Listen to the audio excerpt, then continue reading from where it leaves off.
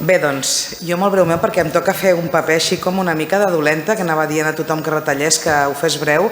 Abans de res, demanar disculpes en nom de la secretària i en nom meu, perquè en el moment en què heu fet les preguntes i les intervencions, nosaltres dues no hi érem, no perquè haguem sortit a prendre l'aire ni a passejar, perquè havíem de comprimir i trobar el moment per fer l'atenció a mitjans, i ha sigut just en aquest moment, tot i que, evidentment, ja m'han traslladat les demandes i la informació que heu compartit i, per tant, després en faré també referència. Reiterar de nou l'agraïment que continueu aquí des de primera hora del matí i recordar-vos que un cop acabem tenim un espai de nou als jardins dels espais oberts de la Masia per acabar de compartir ja sense micròfons i de manera més distesa tot allò que considereu. I bé, doncs el que em toca és donar-li molt les gràcies a la secretària general de Drets Socials, a la senyora Rosinès, per compartir aquesta jornada amb nosaltres. Jo crec que hi ha una cosa que no sé si tenia prevista dir-la a ella, però que la vull explicar jo, perquè sabeu que les agendes aquests dies estan molt complicades, que hi ha hagut qüestions sobrevingudes que han fet que haguéssim d'alterar la presència de la consellera, però que la tindrem en breu al territori amb nosaltres. I ahir a la tarda vaig tenir ocasió de parlar en un parell de moments amb la secretària per reagendar i incorporar la seva presència en aquesta jornada, i ella hagués pogut fer el que li tocava, que és venir a la cloenda i ja està, i exposar-nos al relat de la feina que estan fent, que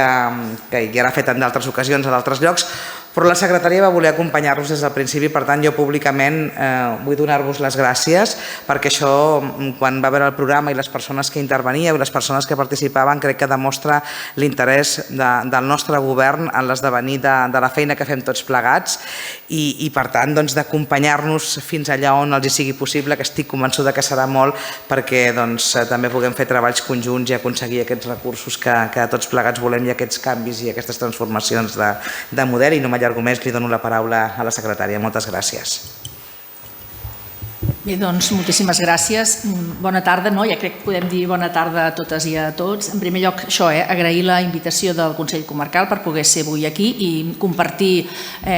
tot el que hem escoltat, que, com deia, és molt interessant i va molt alineat amb el que són els objectius i amb l'ADN més propi del nostre departament. Per tant, això, volíem tenir l'oportunitat d'escoltar totes les intervencions. Hem pres bona nota de tot allò que s'ha comentat i també, si podem dir-ho així, de les reivindicacions o del que s'ha posat sobre la taula que s'espera de les administracions, algunes coses o moltes d'elles ja conegudes i que tenim molt present en el departament, i d'altres potser no tant, i per tant sempre és bo de prendre nota d'això. En segon lloc, i també com deia la presidenta, excusar la presència de la consellera, que tenia molt interès en ser avui aquí. De fet, feia dies que ho teníem ja previst i que per aquelles qüestions d'agenda del govern i dels consellers i conselleres li ha estat materialment impossible, però com dèiem, reagendarem una visita aquí a la comarca segur. El que us explicaré jo, que té el títol, això que diem nosaltres de més drets, més oportunitats, és una mica com vehicularitzarem i com instrumentalitzarem els fons europeus, els fons Next Generation en aquest cas, que com a departament tindrem o ja tenim, i com ho farem, i explicar-vos també que han de ser una eina que han de contribuir a tot això que s'ha parlat aquest dematí,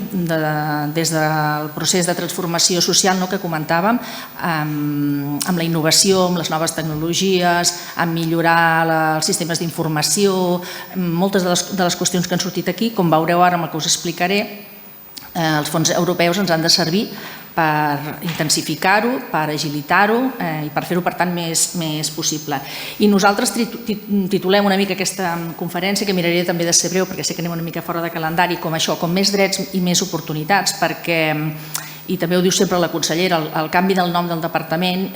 té el seu pes, no és baladí, té la seva significació, perquè nosaltres el que volem és garantir que totes les persones puguin exercir els seus drets d'una forma clara. I per tant, perquè només si és d'aquesta manera podràs exercir també les teves oportunitats i podràs fer-ho d'una forma més lliure. Per tant, sota aquest paraigües, nosaltres pensem que els fons europeus són una eina que han de contribuir a que les persones puguin exercir aquests drets. I per tant, començo ja una mica en matèria que deia sobre l'articulació d'aquests fons Next Generation en el departament. Dedico només un minut a fer una mica de context, perquè aquest pla Next Generation neix i forma part d'un pla més global de la Unió Europea que té com a objectiu fer front als desafiaments plantejats, en primer lloc per la pandèmia de la Covid, però també per construir aquesta Europa que anomenem de la nova generació. Està clar que la irrupció de la pandèmia, i aquí també s'ha comentat aquest dematí, va colpejar el món i per tant va tenir una incidència molt clara en el món de la salut i també en el món de l'economia, i per tant a curt termini aquests fons sí que tenen la voluntat de recuperar-nos de l'impacte d'aquesta crisi sanitària i econòmica, però també d'impulsar més a mig termini un procés de transformació com més estructural i desenvolupar també a llarg termini una economia que sigui més sostenible, que sigui més resilient. Per tant, aquesta és la gran oportunitat d'aquests fons Next Generation, de donar una resposta efectiva, transversal, a tots els reptes econòmics i socials que ens han plantejat. I també, i és un tema que ha sigut recurrent aquest dematí també, han de ser una aposta clau per tot allò que té a veure amb la digitalització, tot el que té a veure amb l'aprofitament de les noves tecnologies, com a elements transformadors de sector clau. Comparteixo també, i molt especialment el que s'ha dit avui aquí a la taula, quan hi ha hagut els representants especialment de l'àmbit residencial. Les noves tecnologies són importants, nosaltres hi creiem fermament, noves tecnologies d'atenció a les persones i noves tecnologies per fer créixer el sistema, però és evident que les persones, els professionals són la base i aquests no desapareixeran mai i el que hem de fer és fomentar-los i per tant per nosaltres és un compendi de les dues coses. Com deia, d'aquests fons europeus el Departament hi participa des de dos àmbits molt concrets. Des de l'àmbit de l'habitatge, amb un pla que anomenem de rehabilitació d'habitatge i de regeneració urbana i al qual hi estem destinant ja 640 milions d'euros, i des de l'àmbit més propi dels serveis socials, amb un pla que és el d'economia de les cures, justament el que parlàvem avui, i el reforç de les polítiques d'inclusió, al qual hi destinem 397 milions d'euros. Per tant, com veieu, pel període 21, gairebé podem dir 22 perquè comença el 21, però efectivament no ha estat fins aquest any, i fins al 2026, més de 1.000 milions d'euros que aquest departament, a través de projectes propis o a través d'ajuts a particulars, entitats, empreses o a ens locals, per tant, ajuntaments, consells comarcals i altres ens supramunicipals, ens han de servir, com deia, per accelerar i impulsar aquest procés de transformació social. Faré un apunt molt, molt, molt breu al que té a veure amb l'àmbit de l'habitatge, perquè penso que, tot i que té molta relació, perquè és evident que garantir l'habitatge a les persones és bàsic i per això també és un altre dels fets pels quals l'habitatge, la competència en habitatge en aquest govern i en aquesta legislatura ha passat a l'àmbit de drets socials. Per tant, per nosaltres és una palanca importantíssima per garantir, com deia, aquests drets, però atenent una mica al que s'ha anat desenvolupant aquesta jornada, faré només una molt breu pinzellada de l'àmbit de l'habitatge i em focalitzaré més en l'àmbit dels serveis socials. Com deia, en l'àmbit de l'habitatge, nosaltres tenim dos reptes molt importants com a país que ens han de permetre equiparar-nos als països europeus més avançats. Una banda és revertir un dèficit que reconeixem que tenim estructural de lloguer assequible i, per tant, el que volem fer és incrementar el parc públic d'habitatge social. D'aquests fons europeus destinarem 160 milions per a aquesta actuació. De fet, ja han sortit les primeres convocatòries per generar aquest parc públic. I de l'altra, hi ha una aposta també clara i decidida per tot el que té a veure amb la rehabilitació d'edificis, de llars i també de propis barris, amb una component molt clara amb tot el que té a veure amb l'eficiència energètica i amb la seguretat del parc residencial. Per tant, molt focalitzat a la part més de l'economia verda, a l'economia ambiental, a l'economia sostenible. I a aquesta actuació hi destinarem 480 milions d'euros. Com deia, a la part de rehabilitació, tres potes importants. Una pota que és actuacions a nivell de barri, i per tant això està molt pensat pel que és l'àmbit local i per tant municipis, que són els que seran els beneficiaris d'això. Té un segon nivell que és el nivell més alt dels edificis d'ús residencial, per tant aquí ja intervenen també el món local en el cas que sigui propietaris d'aquests edificis, però també per tant aquí comunitats de propietaris, cooperatives, altres tipus de societats, i després té un tercer nivell que ja és ben bé el que són la llar, i per tant amb aquest pla es preveu que fins a 65.000 habitatges aproximadament, aquest és el repte que tenim, puguin passar aquest procés de transformació, que vol dir fer aquelles obres necessàries perquè resultin més eficients energèticament, més sostenibles i per tant perquè les persones puguin reduir també el que és el rebut dels seus subministraments. I tot és sota aquest lema que nosaltres sempre diem que és el de rehabilitar per renovar, per entendre'ns. Per tant, rehabilitació amb aquestes tres línies amb les que, com deia, ja tenim convocatòries en marxa i, per tant, ja estem en fase de presentació de sol·licituds. I després, com deia al principi, la voluntat d'ampliar el que és el parc públic d'habitatges. I això pot passar també per dues vies, una per la construcció i, per tant, per la promoció d'habitatges de nova construcció, o l'altra també per edificis que ja existeixen en aquest moment, que no tenen l'ús d'habitatge, però que poden tenir una rehabilitació perquè acabin convertir-se en habitatge. Aquest sempre amb terrenys de titularitat pública. Per tant, la idea també és això, que hi hagin aquest tipus d'ajuts perquè puguem incrementar el nostre parc públic, perquè tots som molt conscients que són deficitaris amb això. I com deia, hem obert ja un procés de selecció de projectes per decidir on construir aquests habitatges de protecció social, que pensem arribar, esperem, fins a 4.000 habitatges nous en aquest període. I aquesta per nosaltres és la gran transformació de les polítiques d'habitatge, que tradicionalment sempre dèiem, s'havien basat molt en un sistema de compra-venda i el que nosaltres volem ara amb aquest nou sistema és garantir parc públic de lloguer social, perquè pensem que d'aquesta manera aconseguirem superar aquests baixos nivells d'habitatges que tenim en aquest moment. Deixo, si us sembla, aquí la part de l'habitatge i em centraré ara més en el que seria l'àmbit dels serveis socials. Els objectius que perseguim amb tota aquesta actuació més global, amb aquests 397 milions d'euros, van molt a la línia d'aquest procés de transformació social del projecte de la comarca del Garraf que hem estat veient aquest dematí. En realitat són tres principals objectius. Un serà el de reforçar l'atenció a les persones amb necessitats socials, per tant, amb especial consideració en el model de cures de llarga durada, com s'ha comentat avui també.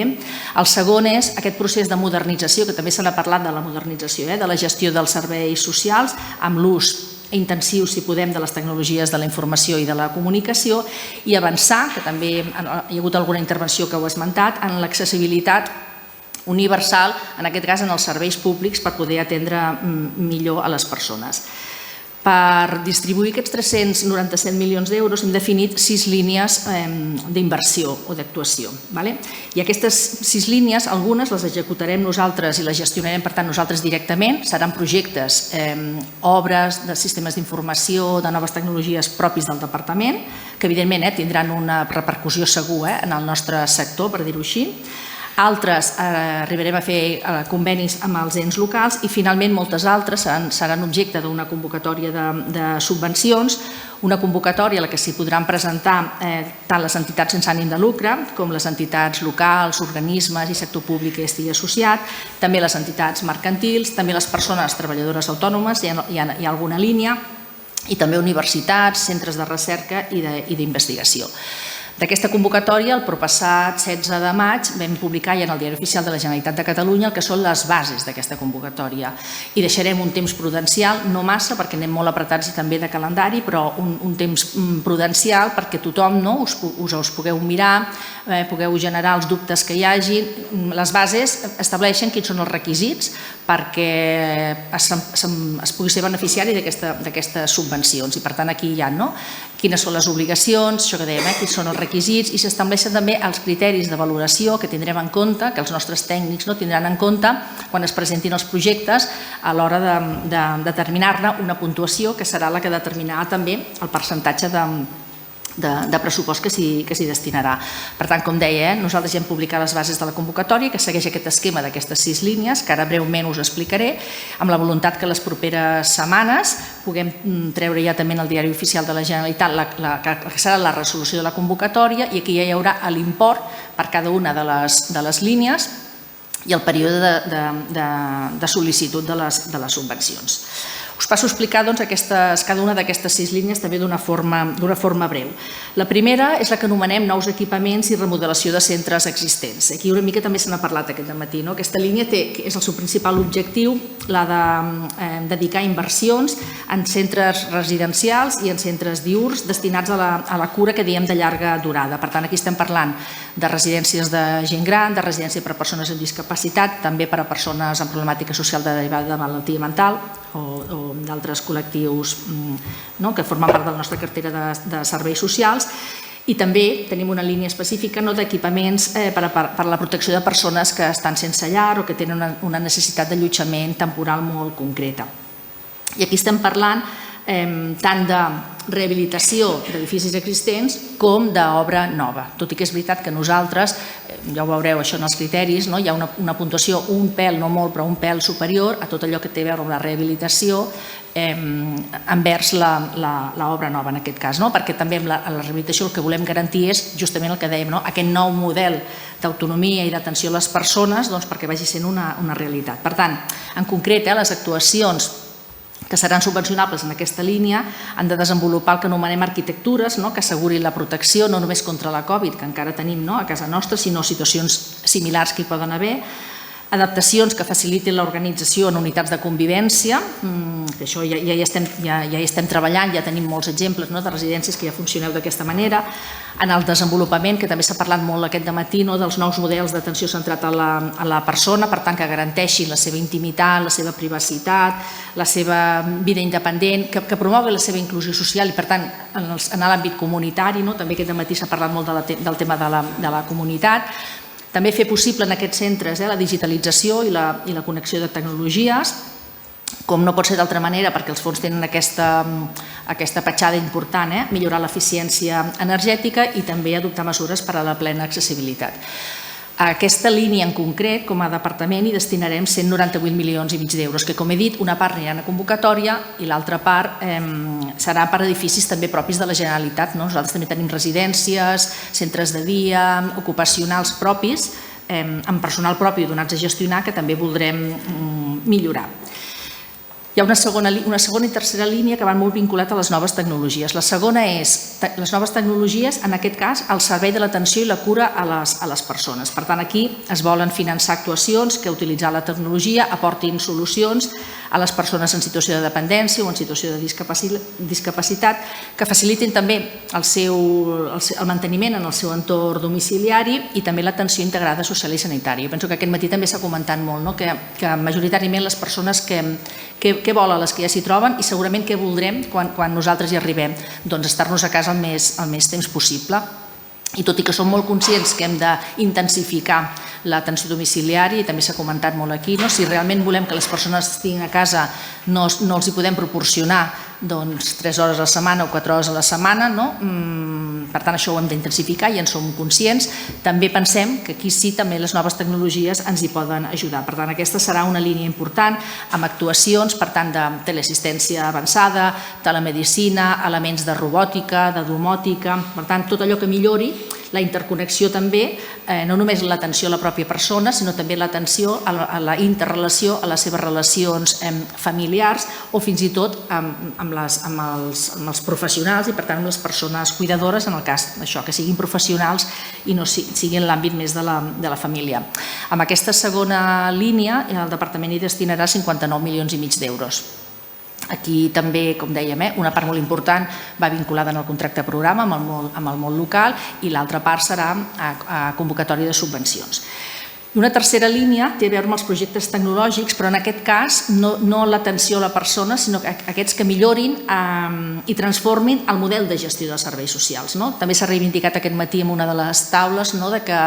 tots nosaltres, tots els proveïdors, tots els nivells d'agents socials que treballem en l'atenció a les persones tenim el nostre sistema d'informació. I moltes vegades, dintre del propi departament en tenim alguns que no tenim ni la passarel·la que diem nosaltres. Llavors això es multiplica quan parlem de tota la nostra relació amb el món local, que sí que tenim algun sistema però no és prou sòlid, no està prou enfortit. I si això ho traslladem ja a totes les entitats proveïdores del nostre sistema, doncs aquí el problema ja és un efecte multiplicador.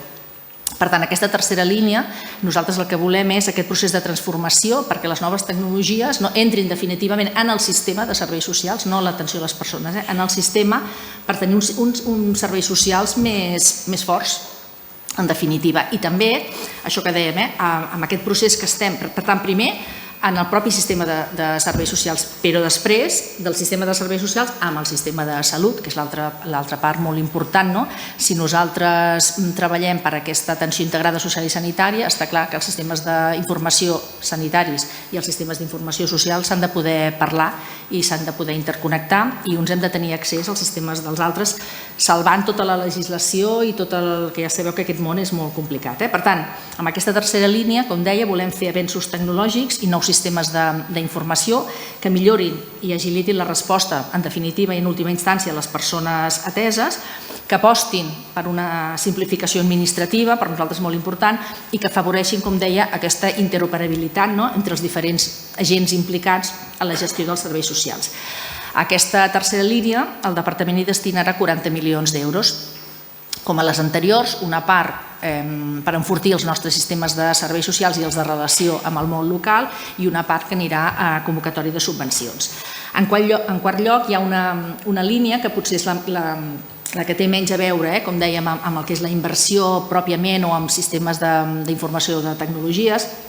que li anomenem la innovació en els serveis socials. Aquí es tracta de posar en pràctica iniciatives pioneres que ens permetin extreure resultats que poden ser exportables i poden generar, per tant, sistema per tota la societat. També que generin intercanvi de coneixement i l'aprenentatge per orientar processos de modernització en els serveis socials. Podem parlar aquí també del nou marc d'abordatge del sensellarisme, per exemple, per nosaltres com un model d'innovació social, tot el que té a veure amb les actuacions, com deien, per evitar l'aïllament de les persones grans, aquella solitud no volguda, tot el que té a veure amb l'envelliment actiu, per parlar només d'un àmbit concret, però aquesta línia, a la qual també destinarem 40 milions d'euros, és com, podríem dir, com la línia més oberta, perquè justament en ser d'innovació, doncs aquí els projectes poden ser múltiples, de diferents disciplines, i adreçats a múltiples destinataris també diferents. Després tenim una cinquena línia, que aquesta va molt adreçada al que seria els serveis residencials d'infància i adolescència, per tant, en primera instància, aquells on hi tenim nens i nenes, nois i noies tutelats per la Generalitat de Catalunya, per tant, els nostres propis centres, per dir-ho així, molts d'ells, o majoritàriament ells, gestionats per entitats del nostre àmbit, i també el que té a veure més amb les instal·lacions juvenils i, per tant, campaments, albergs de joventut. I aquesta, per tant, justament perquè té aquestes dues potes diferents, l'hem subdividit. Una línia tindrà més a veure amb obres i adquisició d'equipament per la modernització i la transformació ecològica i digital dels centres residencials d'infància i adolescència, i per tant aquí també amb elements i sistemes d'energia renovable, d'eficiència energètica, d'estalvi d'aigua, etc. Per tant, amb CRAES, CREIs i tot aquest ventall que tenim també a la cartera de serveis socials, que també he pres bona nota, que amb caràcter general tothom la vol simplificar i flexibilitzar, nosaltres també, a veure si en serem capaços. I una altra línia, també pròpia del departament, és el desplegament d'aquest model que nosaltres anomenem Barnahus o Casa dels Infants, que és un model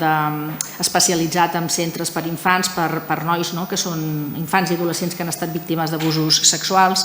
És una iniciativa que va començar de forma pionera a Tarragona, però que en aquest període 22-26 volem extendre arreu del territori, i per tant que tot el territori català tingui un nivell de cobertura d'aquesta tipologia de centres per atendre. Això també és atenció integrada social i sanitària, però aquí ja ens hem avançat, perquè no és només social i sanitària, sinó ja que ja és educativa, en l'àmbit de la justícia. Per tant, tenir un centre on una persona, un noi i noia que ha estat víctima d'abús sexual,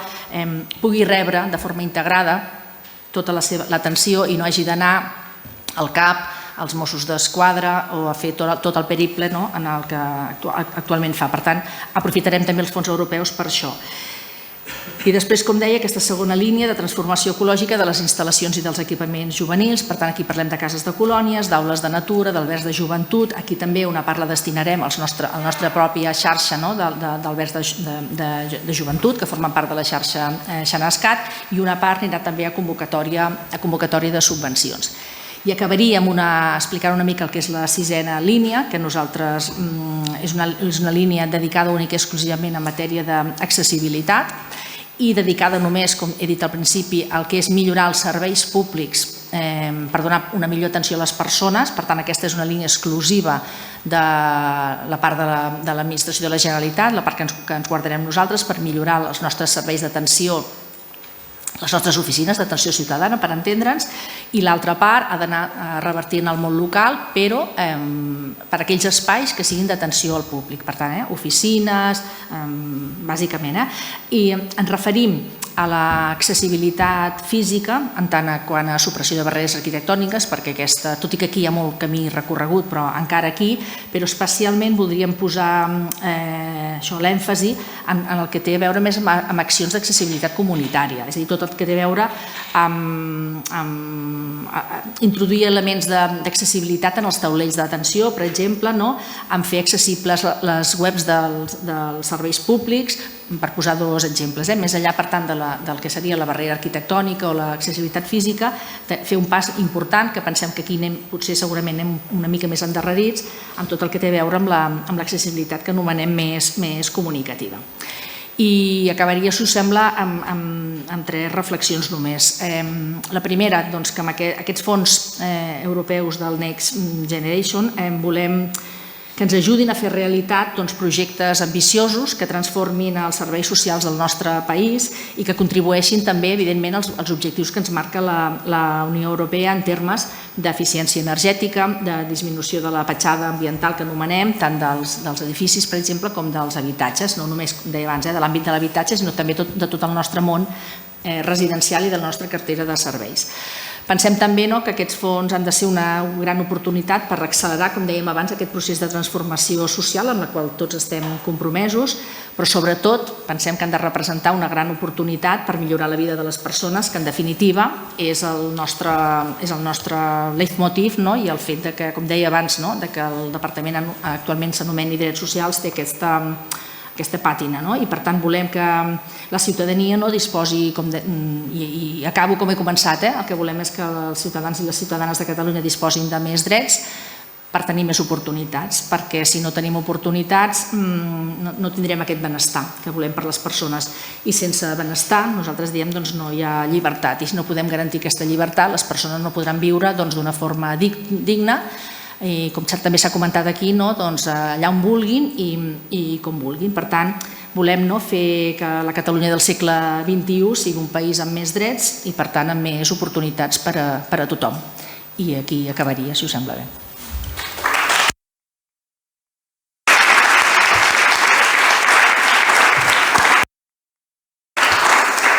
Doncs moltíssimes gràcies, secretària, perquè a més ens ha donat una quantitat d'informació que suposo que la majoria dels que som aquí anàvem pensant amb les coses que estan fent, les que han compartit, les que han escoltat, i per tant tenim ara un repte i un moment de treballar i de continuar compartint. Arribem ara ja sí a la recta final. Abans demanarem la presència del senyor Oriol Huguet, que és el regidor de l'àmbit a Vilanova, regidor de Dependència, Inclusió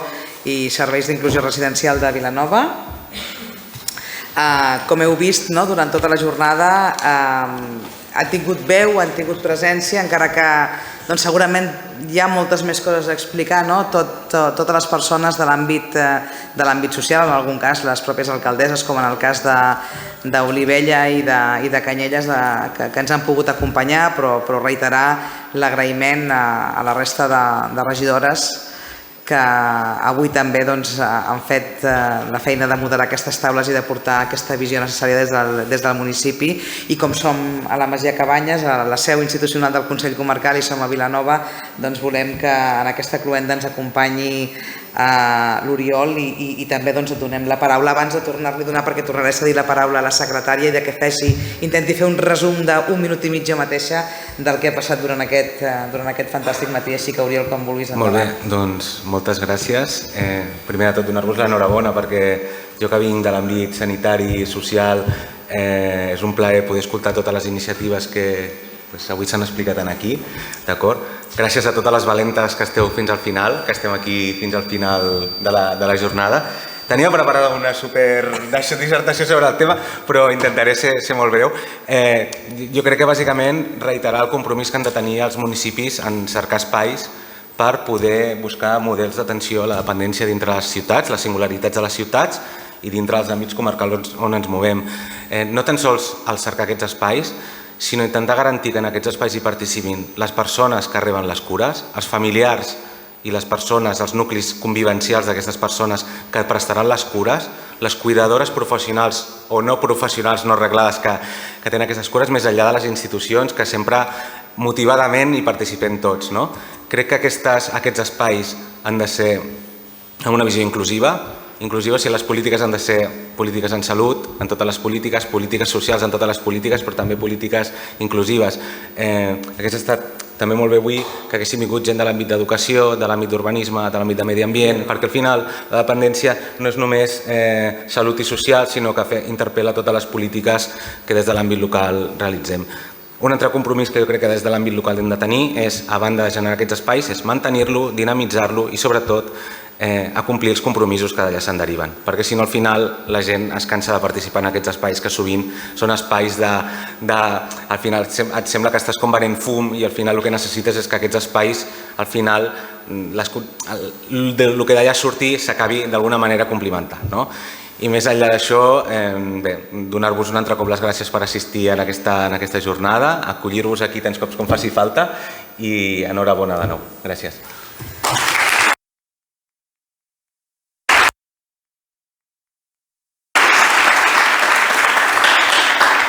Moltíssimes gràcies, Oriol, per la concreció. Això és el que té quan un té les idees clares, que és capaç de resumir en molt poc temps el missatge que vol transmetre. Jo crec que l'has transmès amb moltíssima claredat. Jo intentaré fer el mateix i hi ha una cosa d'entrada que m'agradaria dir-vos, a banda de reiterar tantes vegades com sigui necessari les gràcies,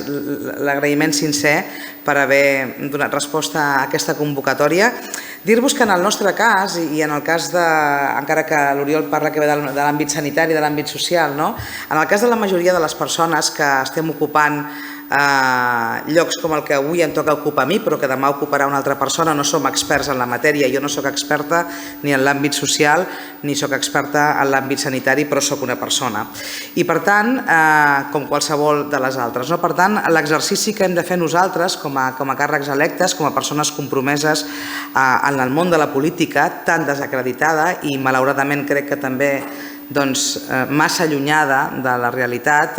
és entendre les coses. I jo crec que avui les persones que no som expertes però que tenim responsabilitats com a servidores públiques hem entès unes quantes coses més.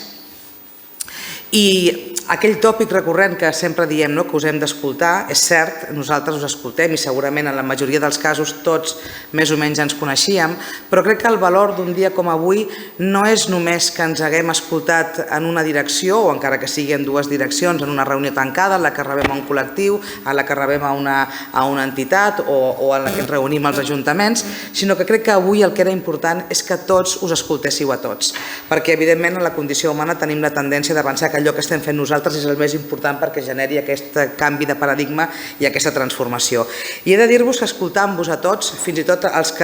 que m'han explicat, del que reclamàveu o del que apuntàveu les persones que heu intervingut, sense cap de les peces que estem aquí serà possible fer aquest canvi de paradigma i aquesta transformació.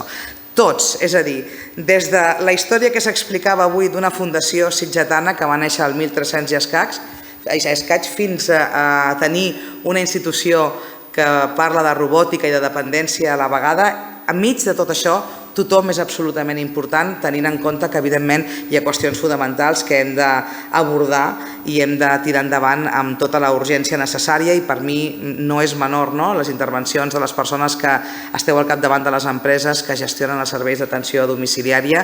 que teniu unes reivindicacions claríssimes pel que fa a les condicions de treball de les dones, i dic dones perquè en el 99,9 no sé quant per cent són les dones les que fan aquesta feina, i vull transmetre-us que des del Consell Comarcal d'això n'estem parlant, que en som conscients i que sabem que aquí hi ha una necessitat claríssima d'empoderament, de millora i de capacitació de les professionals en aquest àmbit, i també m'han quedat clares algunes coses que ha afirmat al principi del matí el doctor Ibáñez. Ell ha dit molt clarament, i crec que és bastant irrefutable, no hi ha sistema sanitari que pugui suportar la piràmide poblacional. Per tant, amb aquesta afirmació clara i rotunda d'uns professionals que venen de viure el que venen de viure, no hi ha un camí que no sigui el d'entendre'ns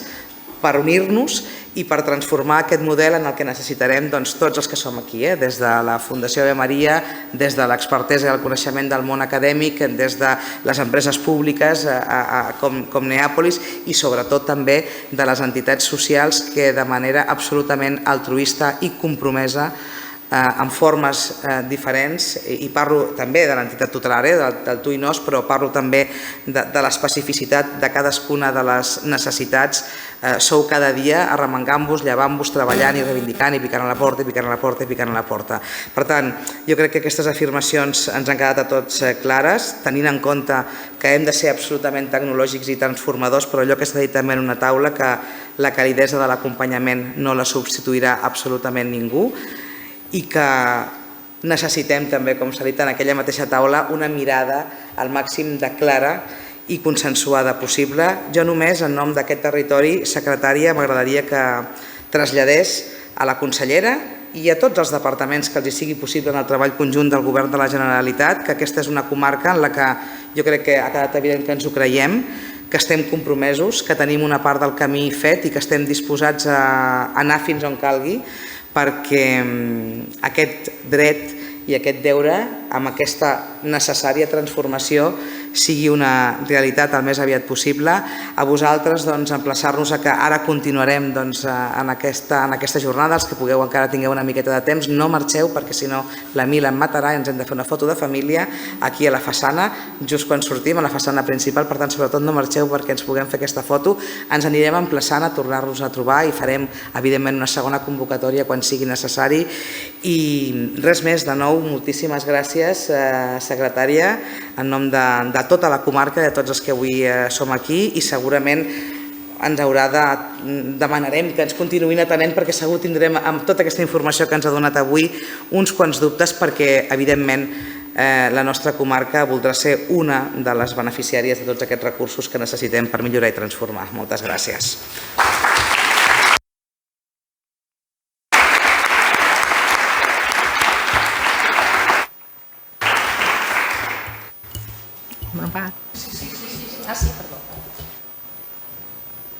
Ara sí. Jo crec que està tot dit, i per tant només per reblar allò que hem comentat, jo penso avui fins a moltes i moltes vegades, estem en aquest procés de canvi que no ha començat amb la pandèmia, tot i que és veritat que la pandèmia no ens va posar davant del mirall que potser havíem d'accelerar aquest procés, no només per la pròpia crisi, sinó perquè ja fa molt temps, i ara també ho comentava una altra vegada la presidenta, que les dades demogràfiques i de la nostra població ens fan pensar que el 2040, que està aquí mateix, serem un dels països amb un índex d'envelliment i sobreenvelliment més alts i que per tant hem d'estar preparats i hem de treballar cap a aquesta línia. Per tant, estem immersos en aquest procés de transformació social que ha de permetre donar una millor qualitat de vida a les persones, a totes les persones és evident, però jo poso l'accent també en aquelles persones que diem que són més vulnerables o que tenen una determinada complexitat. Hem vist en aquesta jornada d'avui, per això m'ha agradat de ser-hi tota l'estona, s'han posat sobre la taula determinades necessitats socials i determinades necessitats de l'àmbit de la salut de les nostres persones, però també s'han posat sobre la taula moltes noves propostes i molts nous models d'atenció, tant pel que fa des de la pròpia infraestructura, això d'un equipament, com a models d'atenció centrada a la persona, i s'ha posat en evidència un aspecte també que en el nostre departament tenim molt intrínsec i que forma part del nostre ADN, que és aquesta col·laboració col·laboració público-privada, que és la suma dels agents. Els serveis socials en general i el nostre departament, puc dir en particular,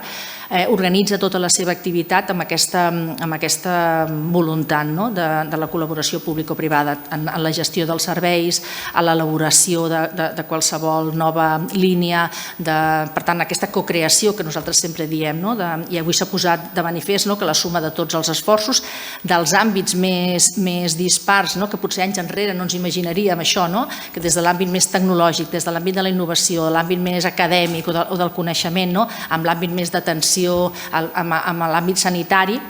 tots fossin absolutament necessaris i imprescindibles perquè aquest nou model pugui tirar endavant. I, per tant, escoltar a tots aquests àmbits, escoltar tots els sectors, per nosaltres és vital. Jo tampoc sóc una experta, com deia la presidenta, en l'àmbit dels serveis socials, però sí me n'enorgulleixo, i això ho dic moltes vegades, que jo soc funcionari del departament, fa 30 anys que estic a la casa i, per tant, segur que no soc especialista en l'àmbit de serveis socials perquè jo he donat voltes per l'àmbit més de recursos humans, de gestió econòmica, podríem dir-ho des d'aquest punt de vista, però sempre he estat allà i, per tant, jo penso que també tinc intrínsec aquesta, com a mínim això, aquesta escolta activa, aquesta detecció de necessitats, aquesta col·laboració público-privada, això forma part del meu dia a dia i, per tant, tot això, no soc experta i avui soc la secretària general i demà tornaré a ser un altre funcionari del departament, doncs això em fa sentir com molt orgullosa del nostre món. Només esmentar, que no ho he dit però és obvi, tots ho coneixeu, que quan hem parlat aquest dematí tota l'estona d'aquesta atenció sanitària i social, que va molt més enllà, ja ho sabem, ho hem dit abans, integrada, que vol dir educació, vol dir justícia, vol dir ocupació, vol dir formació, però nosaltres ara que estem molt focalitzats amb el tema de la social i sanitària, sabeu que estem treballant perquè aquesta vegada sí sigui una realitat, que el govern de la Generalitat, conjuntament amb el món local i amb tot el sector, generem una eina, un instrument, per tant, li donem solidesa, li donem perspectiva en el temps. Nosaltres parlem de l'Agència d'Atenció Integrada Social i Sanitària perquè això, volem tenir realment una eina que superi plans interdepartamentals, que superi acords i, per tant, li doni aquesta solidesa perquè entenem que aquest és el camí i que això, que les persones al llarg de la nostra vida tenim unes necessitats que no podem encaixonar ni li podem donar una atenció o una solució de forma separada i que, per tant, els serveis són els que s'han d'acostar a les persones i no al revés. I com deia, i amb això acabaria, i com he intentat explicar d'una forma com molt ràpida la meva anterior intervenció, esperem també que aquests fons europeus siguin una palanca i ens permetin accelerar tot aquest procés i que sigui una realitat i que quan ens puguem tornar a veure, segur que sí, d'aquí un temps, puguem explicar la realitat, el que hem assolit amb aquesta oportunitat dels fons, aquelles realitats que llavors seran, perquè el que tenim ara en paper o en projectes pugui ser d'aquí al 2026 una realitat. Per acabar, agrair novament al Consell Comarcal i a tots els municipis que ens hagueu convidat a aquesta sessió que m'ha resultat molt interessant. Traslladaré a la consellera el que heu comentat i, com deia, segur que no estarem gaires dies a tornar-nos a veure. Moltes gràcies.